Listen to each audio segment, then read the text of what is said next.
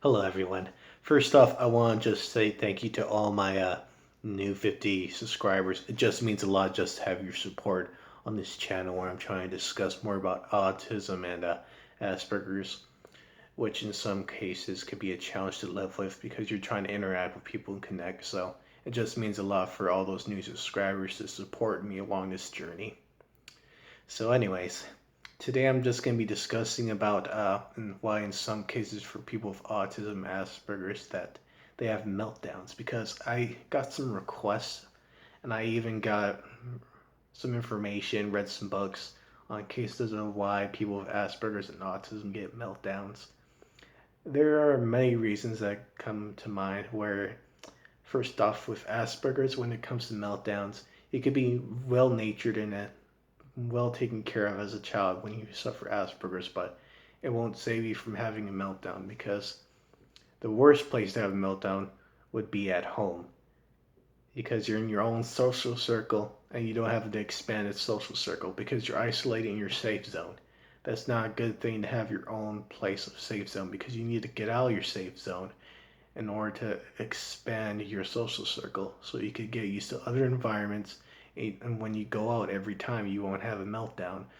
And that's when it comes to school because you have to get used to school because it's a new social environment with different people and you need to socialize to connect, which is a challenge when you have Asperger's too because in some cases it's really like people with Asperger's really try to connect with people, but they try so many times and the attempts just start too much for them, so they kind of sometimes fail.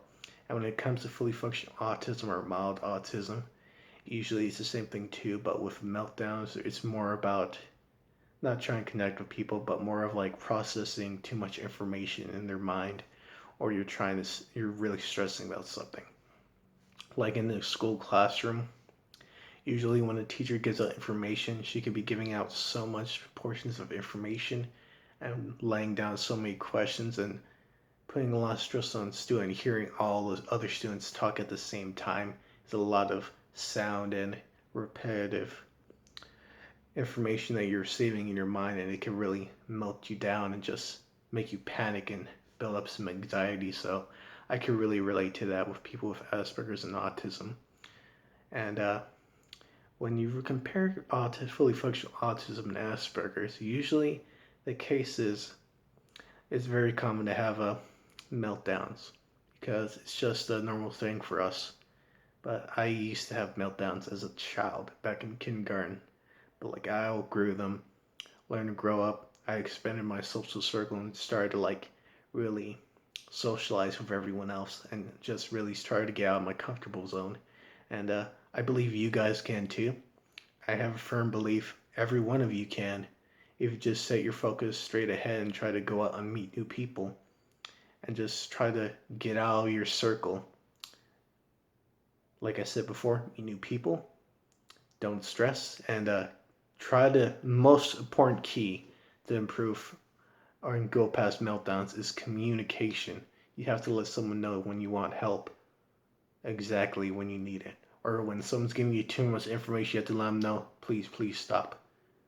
Just let the teacher know, let your folks know, let your friends know, let anyone know if it's too much processed information or if you're not used to a certain social environment. Just let whoever you're with or wherever you're at the moment, just let them know that it's too much information or it's just too much for you to take all at one time. Just start off with little portions. Just start off with at least going to a small place like going for a walk to a park. Start off that social environment and work your way up if that's what you want to do with the baby steps. It's all the time you need. Or for teachers out there, I would recommend if you would really just feed people with autism and Asperger's portions of information instead of exposing them to all this big information all at once because it's not quite healthy and in their mindset I don't think they could take it that much unless they're very intellectual because in some cases with Asperger's, which is the highest level of autism in the spectrum of fully functional, they can probably handle it, but I would have to observe it to know. Anyways, thank you for listening, and thank you guys for subscribing, and I hope all the rest of you tell everyone else about this channel. Uh, hope you all have a good night. Peace.